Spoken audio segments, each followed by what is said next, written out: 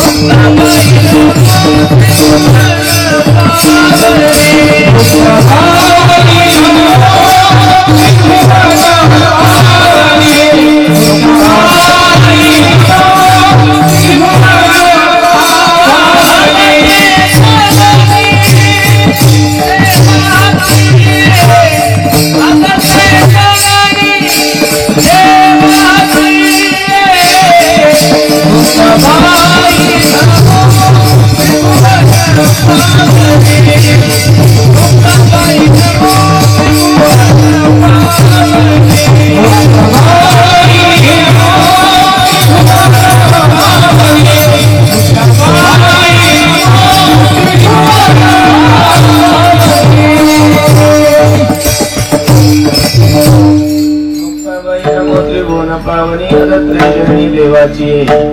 संपादन ज्ञानंचे विदाई भक्ति विलोकितो येन समाधि राजा वैराग्यवंतं सुविचार युक्तं नमामि जोगं शिरसा गुरुं नमो सद्गुरु तुकया ज्ञान दीपा नमो सद्गुरु सच्चिदानंद रूपा नमो सद्गुरु भक्त कल्याण मूर्ती नमो सद्गुरु भास्करा पूर्ण कीर्ती सेवे लागे सेवक झालो तुमच्या लागलो निज चरण अहो स्वामी तुकया देवा यावरी न करावा अवहेरू सांगतो तुम संत तोची जाना जगी दया क्षमाजाचे अंगी लोभ अहंता नये मना जगी विरक्त तोची जाना अखिल गुरुनिधान करुणा वर्णालय रुक्मिणी प्राण संजीवन जगदाधार पंढरीश परमात्मा ज्ञानी यांचे राज्य साधकांचे मायबाप कैवल्य साम्राज्य तेजोनिधी अखंड समाधी अलंकापूर निवासी माझी ज्ञानोबर आहे जाळवणी संसार बैसलो अंगानी ज्यांनी आपल्या संसाराची राख रांगोळी केली आणि परमार्थाचा कळस केला असे देहूचे सुप्रसिद्ध साधू माझे तुकोबर आहे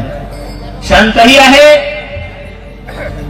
श्रीमंतही आहे आणि संतही आहे या तिन्ही पदव्या महाराष्ट्रामध्ये त्या महात्म्याला शोभून दिसतात असे पैठण निवासी माझे नाथबाबा व ज्यांच्या कीर्तनामध्ये जगाच्या मालकाला नाचावा असे असणारे नामदेव व तत्कालीन सर्व साधू संत मंडळीच्या असीम पूर्वीने चालत आलेली आपली ही वारकरी संप्रदायाची ज्ञानगंगा असं वाटतं गेल्या 6 दिवसापासून तुम्ही त्या ज्ञानगंगेमध्ये स्नान करत आहात आणि आजची ही आपली 7वी अंघोळ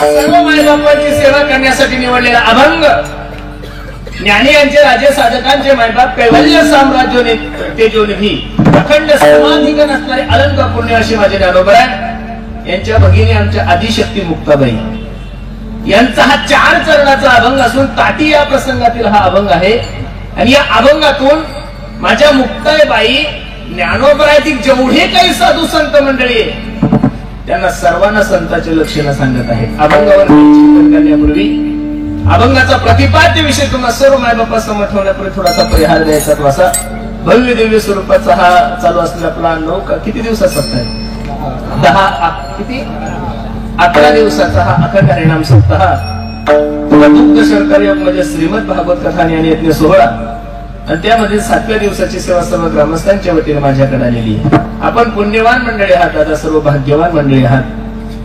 एका थोर महात्म्याच्या यात्रा महोत्सवानिमित्त हा भव्य दिव्य स्वरूपाचा कार्यक्रम चालू आहे. पांडुरंग परमात्मा म्हणजे विठ्ठलाच्या यात्रेनिमित्त तथा सोनाजी महाराज यांच्या यात्रे महोत्सवानिमित्त हा भव्य दिव्य स्वरूपाचा कार्यक्रम आहे. आता हल्ली खूप यात्रा चालू झाल्या. यात्रा म्हणण्यापेक्षा त्यांना जत्रा म्हणलं तर काही वावगस होत नाही. बऱ्याचशा संतांच्या यात्रेनिमित्त सुद्धा लोक तमाशा ठेवायला लागले. दुर्भाग्य महाराष्ट्राचं. महाराज, यात्रा वेगळी आहे आणि जत्रा वेगळी आहे. जत्रा ही हौशा गवशा नवश्याची असते, यात्रा ही वारकऱ्यांची असते. विठाला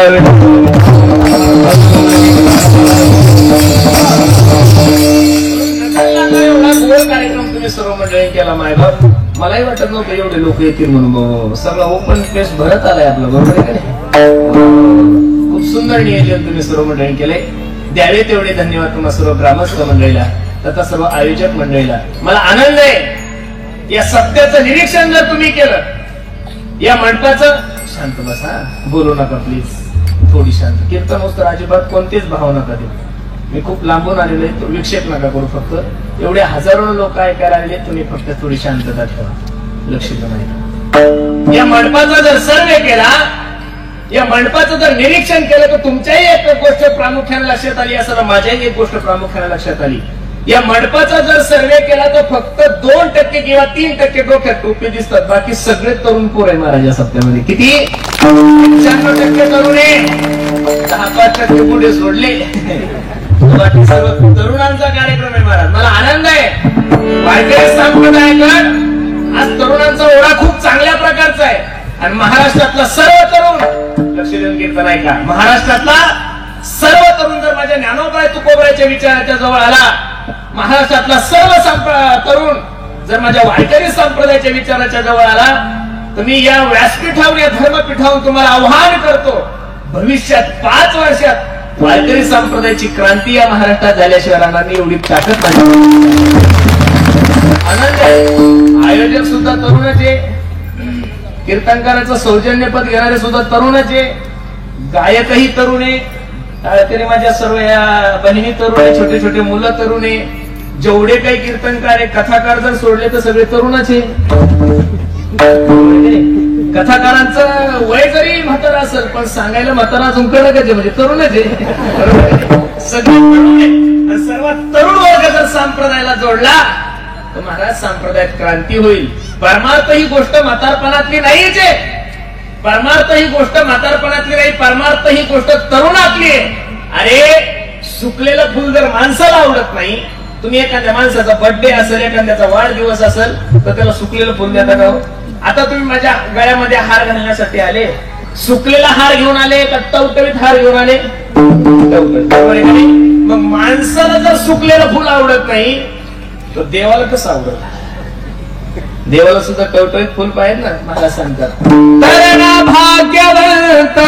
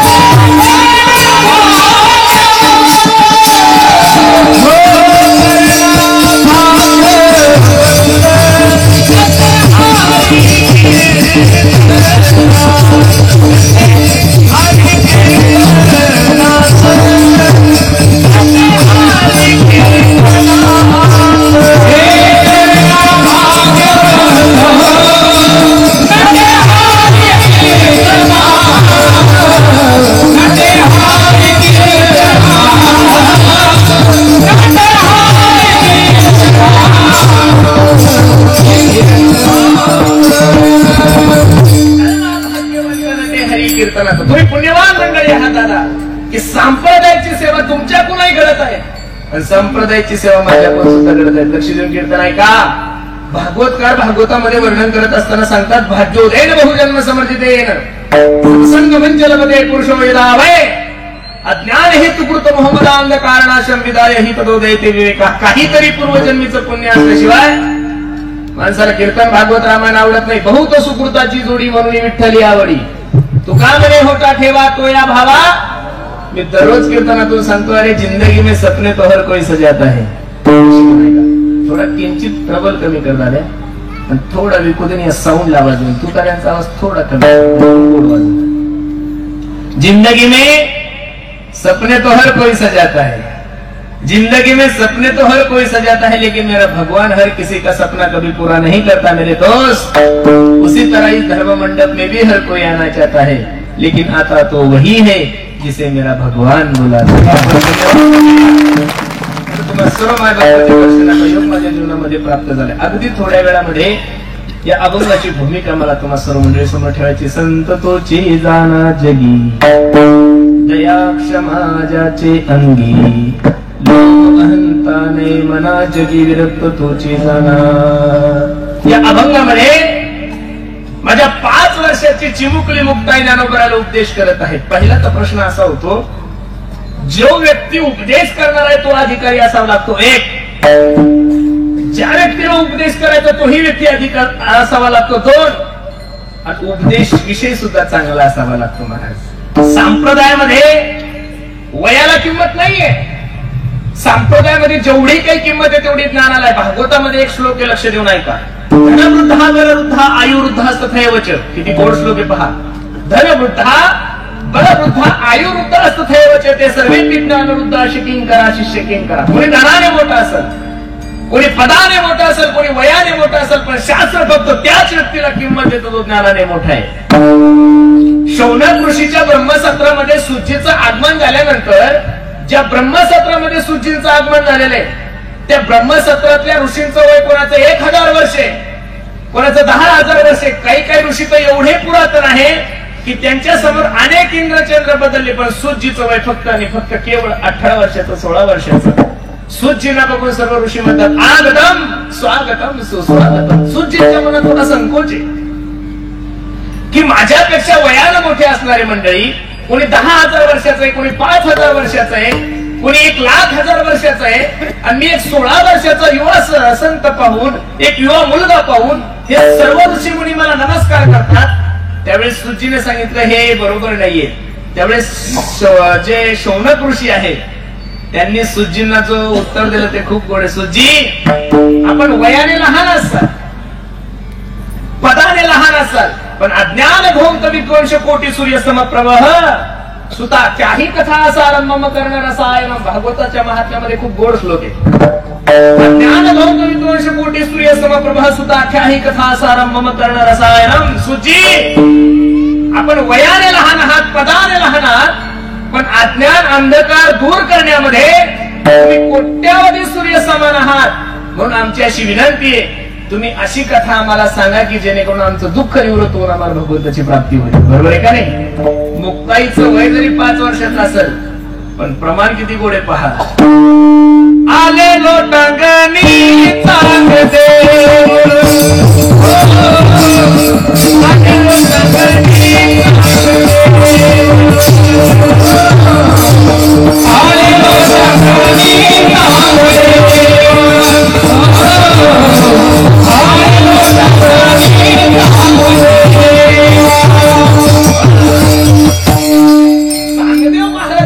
महात्मा 1400 वर्ष जगलेला महात्मा, ज्यांनी काळा विजय मिळवला असा महात्मा, ज्यांची कृपा झाल्यानंतर, ज्यांचा स्पर्श झाल्यानंतर मेलेले माणस. तुझ्या आणि माझला फरक असा आहे रे, तू आहेस सोन, काय म्हणलं लोखंड लक्ष देऊ नाही का, तू आहेस सोन आणि तुला ठोकणारा लोखंड काय म्हणून तुझा आवाज कमी आहे. काय म्हणलं लोखंड सोन्याला लक्ष देऊ नाही का, तू आहेस सोन आणि तुला ठोकणारा लोखंड आहे म्हणून तुझा आवाज कमी आहे.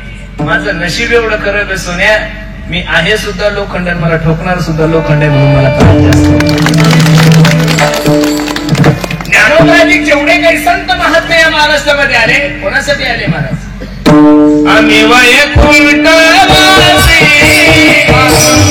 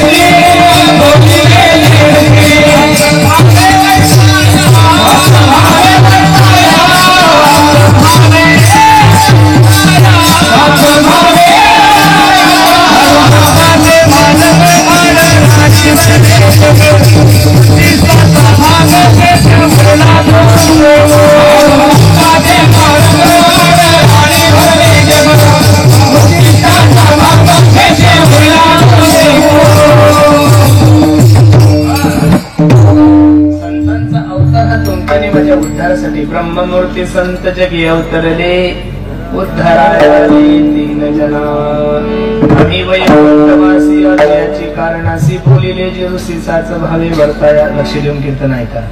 माणसाला प्रगती सहन होत नाहीये. माणसाला प्रगती सहन होत नाहीये. कुत्र्याला गती सहन होत नाही 2 आणि साधू संतांना तुमची माझी अधोगती सहन होत नाहीये. जगाच्या कल्याणा संतांचा विभूती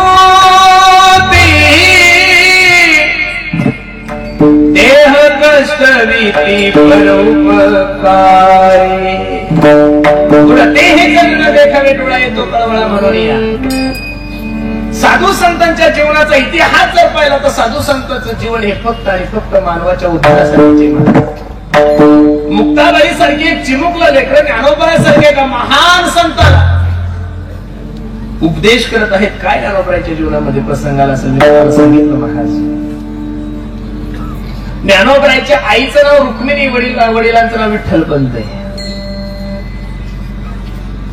संन्यास घेतल्यानंतर परत गृहस्थ आश्रम स्वीकारला म्हणून गावातील लोकांना वाईट टाकलं. माझ्या मुलाला न्याय मिळावा, माझ्या मुलांची मुंज व्हावी, माझ्या मुलाला समाजाने स्वीकारावं यासाठी विठ्ठलपंतांनी देहांत प्रायश्चित्त घेतलं. कोणतं प्रायश्चित्त घेतलंय? देहांत प्रायश्चित्त. ज्ञानोबाई निवृत्तीनाथ दादा सोपान काका मुक्ताई 5 वर्षाचा असताना विठ्ठलपंतांनी रुक्मिणी आईसाहेब त्यांना सोडून गेल्या. काय कायदा असेल त्यावेळेची, काय धर्मव्यवस्था असेल कळत नाहीये महाराज. नेम होता.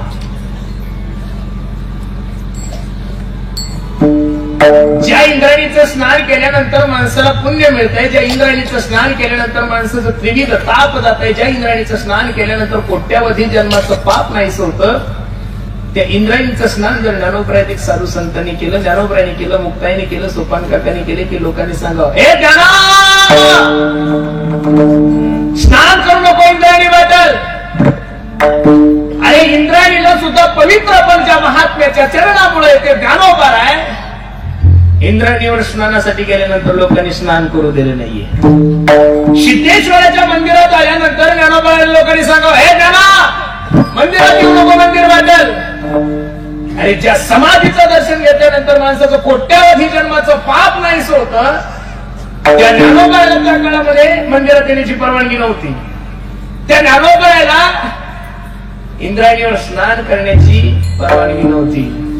मुक्ताईला मांडे खाण्याची इच्छा झाली म्हणून विसोबा काकाकडे गेले. काका, हो काका ऐका ना. काय रे नाना, मुक्ताईला मांडे खाण्याची इच्छा झाली, हो खापर देता का? विसोबा खेचराने खापर तर दिलंच नाही, पण विसोबा खेचराने ज्ञानोबाच्या छातीत लाथ मारली, खाली पडली. महाराज, अरे ज्या झोळीमध्ये मधुकरी टाकायची त्या झोळीमध्ये लोकांनी माती कालवाव, एवढा त्रास साधू संतांनी तुमच्या माझ्यासाठी सहन केला. मी माफी मागून एक वाक्य बोलतोय, बरेचसे कीर्तनकार हजर आहे, गायक हजर आहे, वादक हजर आहे.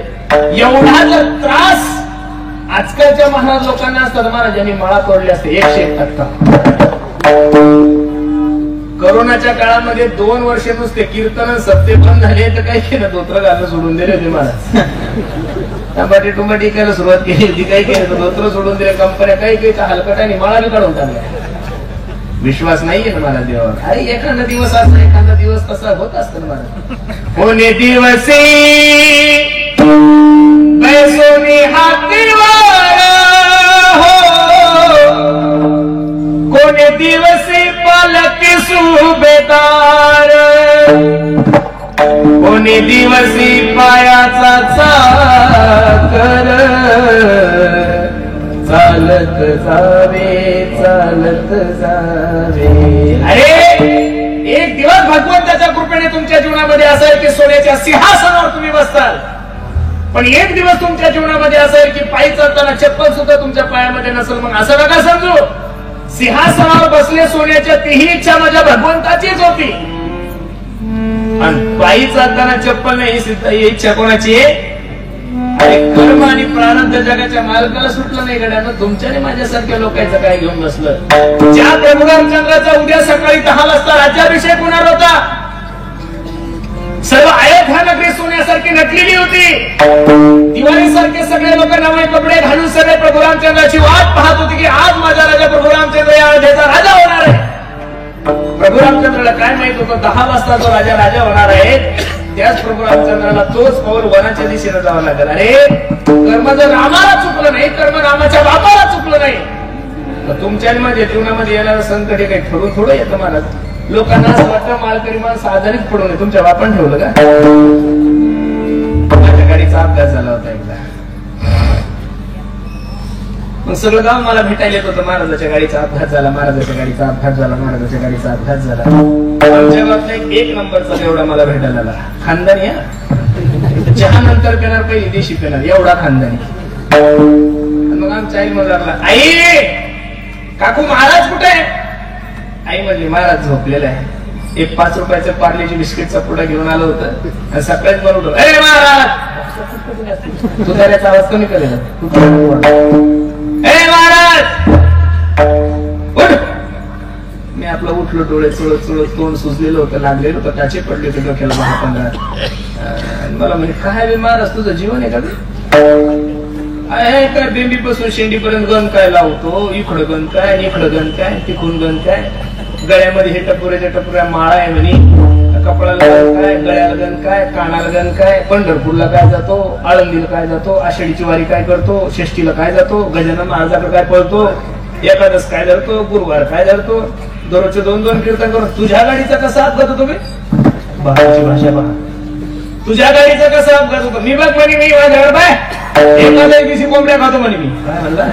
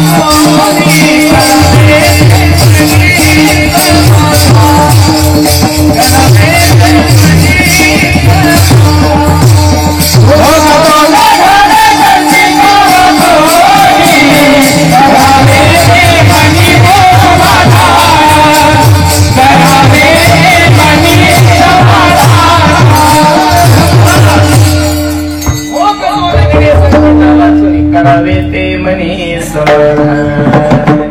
जीवनामध्ये येणारं सुख, जीवनामध्ये येणारं दुःख ज्याच्या त्याच्या प्रारब्धाने येतं महाराज. देव कोणाचं चांगलंही करत नाही, देव कोणाचं भलं करत. जगी जीवनाचे सार आम्ही जाणून सत्वर, जगी जीवनाचे सार आम्ही जाणून सत्वर, दास कर्म तेथे दास कर्म तेथे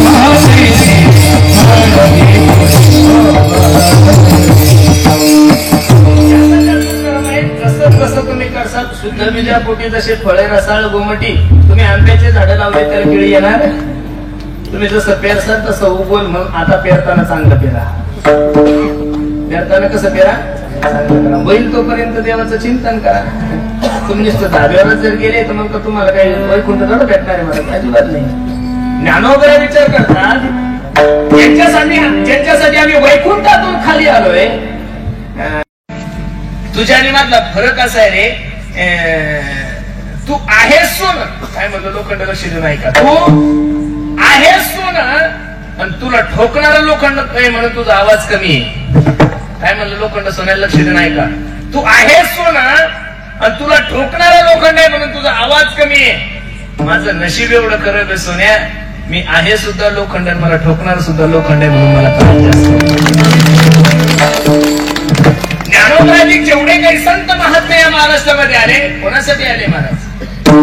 आम्ही वैकुंठवासी ब्रह्ममूर्ती संत जगी अवतरले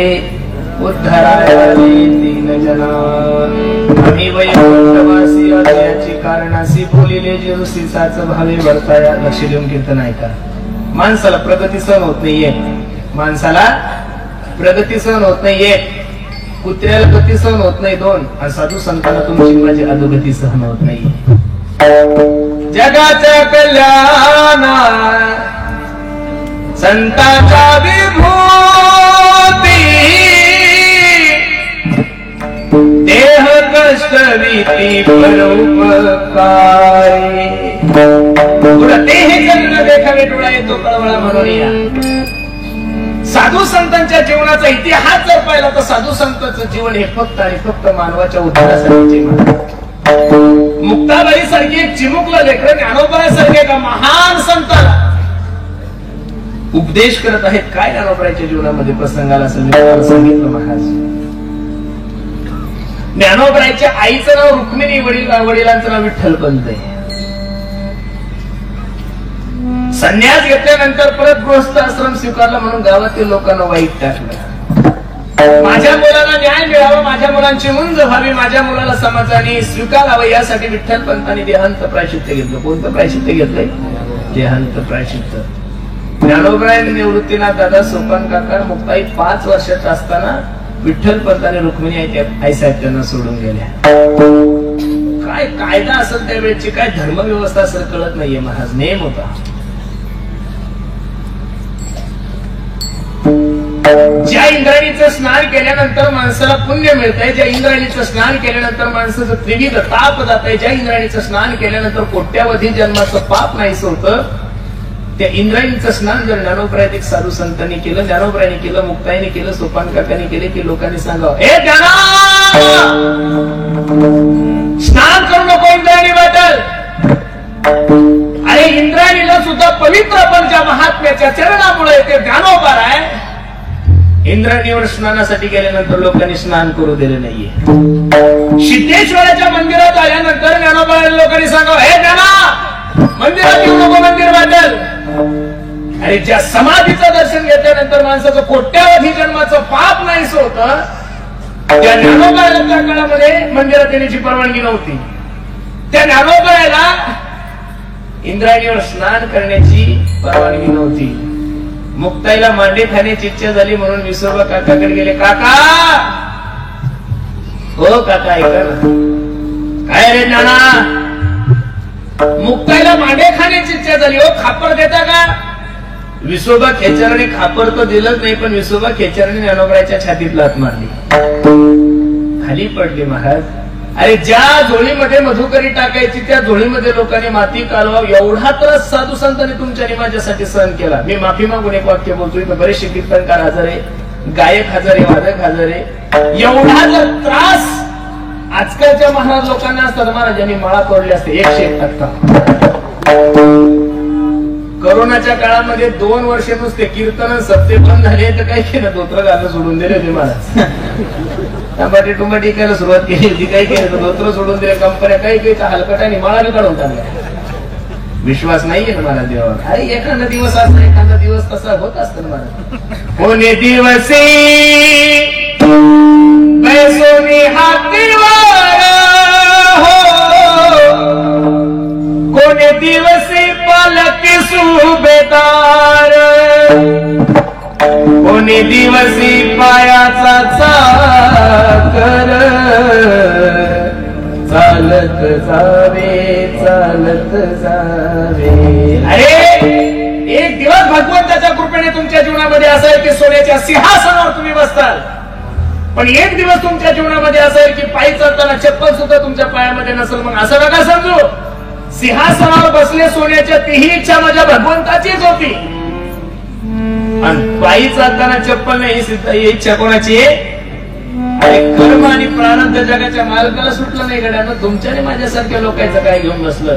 ज्या प्रभू रामचंद्राचा उद्या सकाळी 10 वाजता राज्याभिषेक होणार होता, सर्व अयोध्या नगरी सोन्यासारखी नटलेली होती. दिवाळीसारखे सगळे लोक नवे कपडे घालून सगळे प्रभू रामचंद्राची वाट पाहत होती की आज माझा राजा प्रभू रामचंद्र या अयोध्येचा राजा होणार आहे. प्रभू रामचंद्राला काय माहित होतं 10 वाजता जो राजा होणार आहे, त्याच प्रभू रामचंद्राला तोच पाऊल वनाच्या दिशेने जावं लागेल. अरे कर्म जर रामाला चुकलं नाही, कर्म रामाच्या बापाला चुकलं नाही, तर तुमच्या माझ्या जीवनामध्ये येणारं संकट हे काही ठरून थोडं येतं महाराज. लोकांना असं वाटतं मालकरी माणसं आजारीच पडू नये. तुमच्या बापान ठेवलं का? माझ्या गाडीचा अपघात झाला होता एकदा,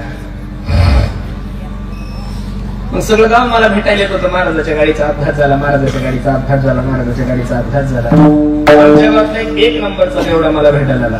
खानदानी हा, चहा नंतर पिणार, पहिली दिवशी पिणार, एवढा खानदानी.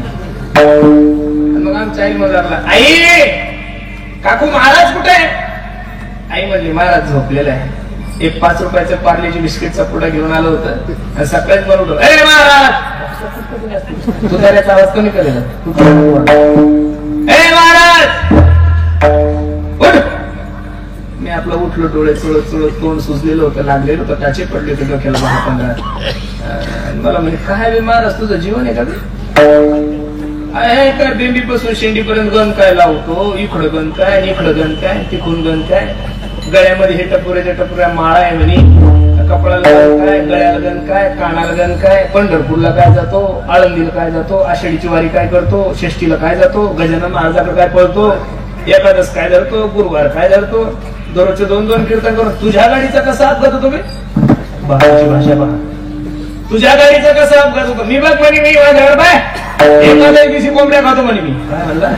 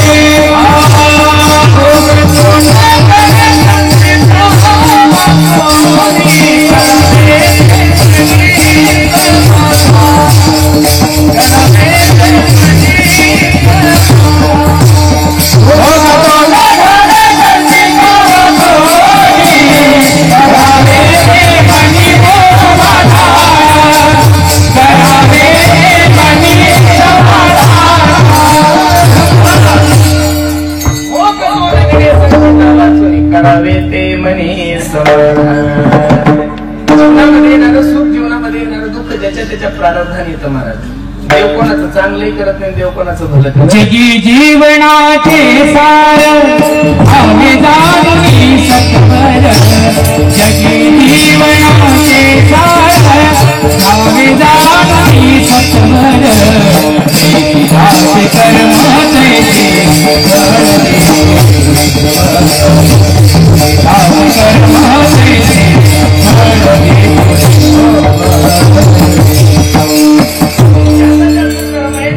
कसं तुम्ही करसाल, शुद्ध बीजा पोटी जसे फळे रसाळ गोमटी. तुम्ही आंब्याचे झाडं लावले त्याला किळी येणार. तुम्ही जसं पेरसाल तसं उगवल. मग आता पेरताना चांगलं पेरा, पेरताना कसं पेरा, चांगलं करा. होईल तोपर्यंत देवाचं चिंतन करा. तुम्ही नुसतं धाब्यावरच जर गेले तर मग तुम्हाला काही वैकुंठ थोडं भेटणार आहे मला अजिबात नाही. ज्ञानोदय विचार करतात ज्यांच्यासाठी आम्ही वैकुंठातून खाली आलोय